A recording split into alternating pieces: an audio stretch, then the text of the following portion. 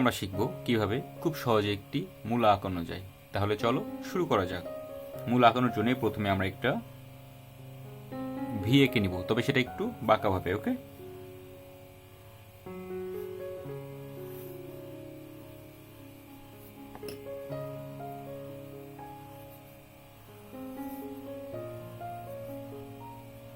কিছুটা কোন আইসক্রিমের মতো।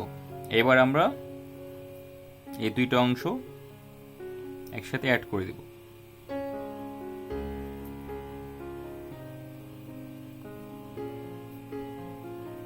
ওকে, এবার আমরা যেটা করব, মূলার পাতা আঁকবো। ওকে, মূলার পাতা আঁকার জন্য প্রথমে আমরা এর মাঝামাঝি অংশ থেকে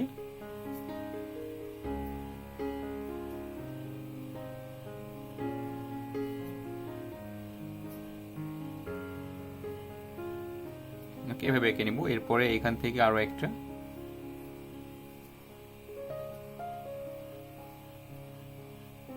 যখন শুরু করছে তখন একটু মোটা থাকছে না, যতটা সামনে আগাচ্ছে আস্তে আস্তে শুরু হয়ে যাচ্ছে। এই এরপরে এখান থেকে আরো একটা আঁকবো।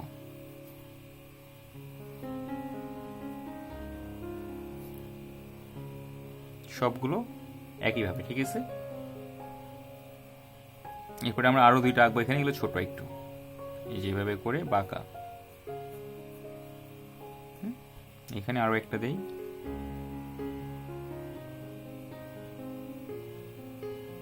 তাহলে কয়টা দিলাম? মাঝখানে তিনটা, দুই পাশে দুইটা ছোট। ওকে, এবার আমরা পাতা আঁকবো। দেখো মূলার পাতাটা কিছুটা এরকম হয়, যতটা উপরে যাচ্ছে এটা একটু বড় হবে। হ্যাঁ,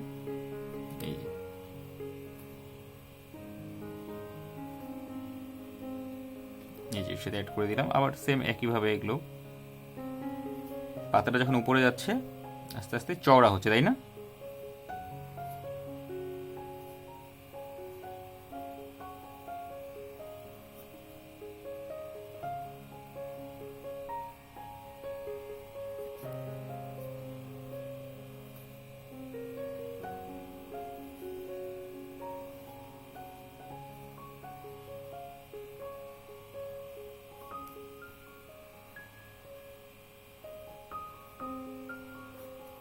ওকে, তাহলে দেখো আমাদের মূলার মোটামুটি ড্রয়িংটা হয়ে গেছে, তাই না?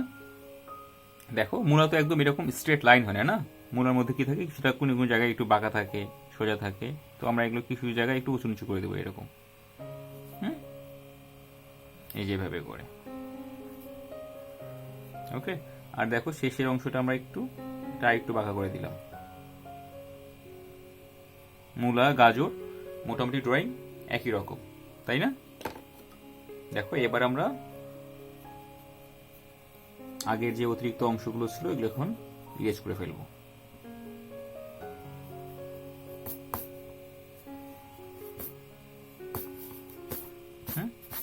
তাহলে আমরা এখন কি করব? কালার করব। ওকে, তাহলে চলো কালার শুরু করা যাক।